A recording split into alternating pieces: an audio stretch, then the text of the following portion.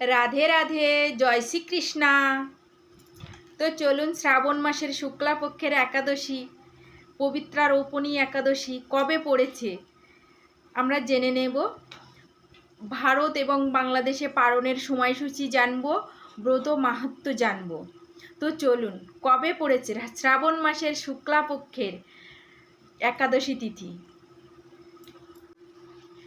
এই বছরের ক্ষেত্রে পবিত্রা রৌপণী একাদশী পালন করতে হবে 15ই আগস্ট নাকি 16ই আগস্ট। তো এ বছরের ক্ষেত্রে আমরা পবিত্রা রৌপণী একাদশী পালন করব 16ই আগস্ট শুক্রবার।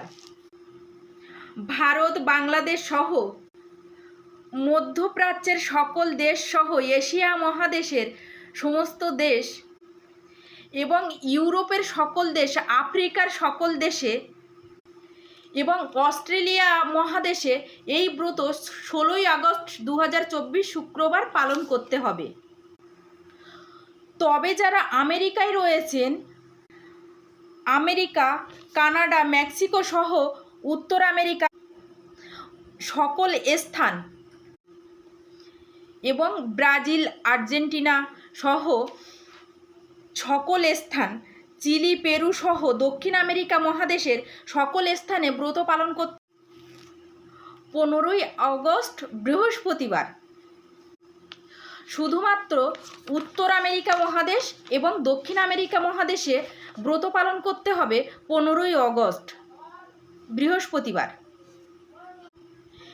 এছাড়া পৃথিবীর সকল স্থানে 16ই আগস্ট শুক্রবার 2024 একাদশী ব্রত পালন করতে হবে। এটি হচ্ছে শ্রাবণ মাসের শুক্লাপক্ষীয় পবিত্রা রৌপণী একাদশী তিথি এবং এই দিন থেকে ভগবান শ্রী শ্রী রাধাকৃষ্ণের ঝুলন যাত্রা উৎসব শুরু হবে। এবার আমরা পবিত্রা রৌপণী একাদশীর মাহাত্ম্য শুনব এবং ভিডিও শেষে পালনের সময়সূচি জানব।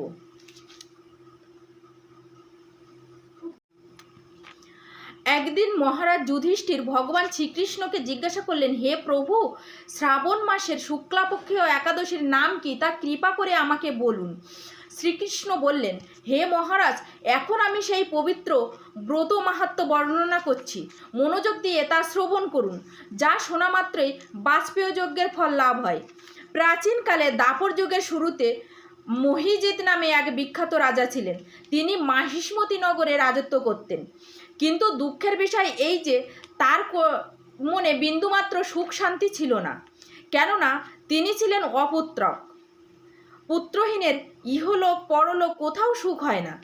এই রূপ চিন্তা করতে করতে বহুদিন কেটে গেল, কিন্তু তবুও পুত্র মুখ দর্শনে রাজা বঞ্চিত রইলেন। নিজেকে অত্যন্ত দুর্ভাগা মনে করে রাজা চিন্তাগ্রস্ত হলেন। প্রজাদের সামনে গিয়ে বলতে লাগলেন, হে প্রজাবৃন্দ, তোমরা শোনো, আমি এই জন্মে তো কোনো পাপ কাজ করিনি, অন্যায়ভাবে আমার রাজকোষ বৃদ্ধিও করিনি, ব্রাহ্মণ বা দেবতাদের সম্পদ কখনোই গ্রহণ করিনি, উপরন্তু প্রজাদেরকে পুত্রের মতো পালন করেছি, ধর্ম অনুযায়ী পৃথিবী শাসন করেছি, দুষ্টদের যথানুরূপ দণ্ড দিয়েছি, সজ্জন ব্যক্তিদের যথাযোগ্য সম্মান করতেও কখনো অবহেলা করিনি।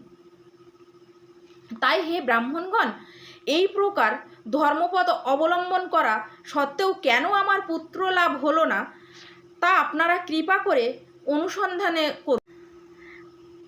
রাজার এই প্রকার কাতরোক্তি শ্রবণে ব্যথিত রাজভক্ত পুরোহিত ব্রাহ্মণগণ রাজার মঙ্গলের জন্য গভীর বনে ত্রিকালজ্ঞ মুনি ঋষির কাছে যেতে মনস্থ করলেন। বনের মধ্যে ঋষিদের আশ্রম সকল দেখতে দেখতে তারা এক মুনির সন্ধান পেলেন। তিনি দীর্ঘায়ু, নিরোগ, নিরাহারে ঘোর তপস্যায় মগ্ন ছিলেন। সর্বশাস্ত্র বিশারদ, ধর্মতজ্ঞ ও ত্রিকালজ্ঞ সেই মহামুনি লোমশ নামে পরিচিত। ব্রহ্মার এক কল্প অতিবাহিত হলে মুনিবরের গায়ের একটি লোম পরিত্যক্ত হতো। এই কারণে এই মহামুনির নাম লোমশ। তাকে দেখেই সকলেই ধন্য হলেন। তারা পরস্পর বলতে লাগলেন যে আমাদের বহু জন্মের সৌভাগ্যের ফলে আজ আমরা এই মুনিবরের সাক্ষাৎ লাভ করলাম। তারপর ঋষিবর তাদের সম্বোধন করে বললেন, কি কারণে আপনারা এখানে এসেছেন এবং কেনই বা আমার এত প্রশংসা করছেন, তাই স্পষ্ট করে বলুন। আপনাদের যাতে মঙ্গল হয় আমি নিশ্চয়ই তার চেষ্টা করব। ব্রাহ্মণেরা বললেন, হে ঋষিবর, আমরা যে উদ্দেশ্যে এখানে এসেছি আপনি কৃপা করে তা শুনুন। এই পৃথিবীতে আপনার মতো শ্রেষ্ঠ ব্যক্তি আর কোথাও নেই। মহিজিৎ নামে এক রাজা নিঃসন্তান হওয়ায় অতি দুঃখে দিন যাপন করছে। আমরা তার প্রজা, তিনি আমাদেরকে পুত্রের মতো পালন করেন, কিন্তু তিনি পুত্রহীন বলে আমরাও সবাই মর্মাহত। তার দুঃখ দূর করতে আমরা এই বনে প্রবেশ করেছি। হে ব্রাহ্মণ শ্রেষ্ঠ, রাজা যাতে পুত্রের মুখ দর্শন করতে পারেন, কৃপা করে তার কোনো উপায় আমাদের বলুন। তাদের কথা শুনে মুনিবর ধ্যানমগ্ন হলেন। কিছু সময় পরে রাজার পূর্ব জন্মবৃত্তান্ত বলতে লাগলেন। এই রাজা পূর্বে জন্মে এক দরিদ্র বৈশ্য ছিলেন। তিনি একবার একটি অন্যায় কার্য করে ফেলেন।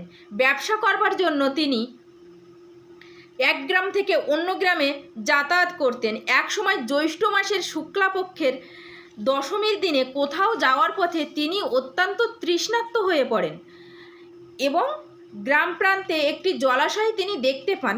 সেখানে জলপানের জন্য যান। একটি গাভী ও তার বাছুর সেখানে জলপান করছিলেন। তাদেরকে তাড়িয়ে দিয়ে তিনি নিজেই জলপান করতে লাগলেন।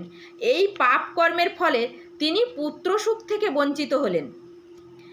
কিন্তু পূর্বজন্মের কোন পুণ্যের ফলে তিনি এই রকম নিষ্কণ্টক রাজ্য লাভ করেছেন? হে মুনিবর, শাস্ত্রে আছে যে পূর্ণ দ্বারা পাপ ক্ষয় হয়। তাই আপনি এমন একটি পূর্ণব্রতের উপদেশ করুন যাতে তার পাপ দূর হয় এবং আপনার অনুগ্রহে তিনি পুত্র সন্তান লাভ করতে পারেন। লোমশ মুনি বললেন, শ্রাবণ মাসের শুক্লাপক্ষের পবিত্রা রোপণী একাদশী ব্রত অভীষ্ট ফল প্রদান করে। আপনারা যথাবিধি তা সকলে পালন করুন। লোমশ মুনির উপদেশ শুনে আনন্দচিত্তে গৃহে প্রত্যাবর্তন করে তারা রাজাকে সে সকল কথা জানালেন। তারপর সকলে মিলে মুনির নির্দেশ অনুসারে ব্রত পালন করলেন। তাদের সকলের পূর্ণ ফল রাজাকে প্রদান করলেন। সেই পূর্ণ প্রভাবে রাজমহিষী গর্ভবতী হলেন। উপযুক্ত সময়ে বলিষ্ঠ সর্বাঙ্গ সুন্দর এক পুত্র সন্তানের জন্মদান করলেন। ভবিষ্যত্তর পুরাণে এই মাহাত্ম্য বর্ণিত হয়েছে। এই ব্রত মাহাত্ম্য যিনি পাঠ বা শ্রবণ করেন তিনি সমস্ত পাপ থেকে মুক্ত হবেন এবং পুত্র সুখ ভোগ করে অবশেষে দিব্যধাম প্রাপ্ত হবেন। তো এই ছিল পবিত্রা রোপণী একাদশীর মাহাত্ম্য। এবার জানবো পরদিন পারণের সময়সূচি। পবিত্রা রোপণী একাদশী তো 16ই অগস্ট পড়েছে। তো পরদিন পারণের টাইমটা আমরা জেনে নেব। বাংলাদেশে পারণের সময়সূচি ভোর 5টা 41 থেকে সকাল 8টা 37-এর মধ্যে পারণ করে নেবেন। ভারত বা পশ্চিমবঙ্গে যারা রয়েছেন তারা ভোর 5টা 15 থেকে 8টা 7-এর মধ্যে পারণ সেরে নেবেন। তো এই ছিল পবিত্রা রোপণী একাদশীর মাহাত্ম্য, ব্রত কথা বা পারণের সময়সূচি, পালনের সময়সূচি। তো চলুন, ভালো থাকবেন সবাই। ভিডিওটি যদি ভালো লাগে অবশ্যই লাইক, কমেন্ট, শেয়ার করবেন। রাধে।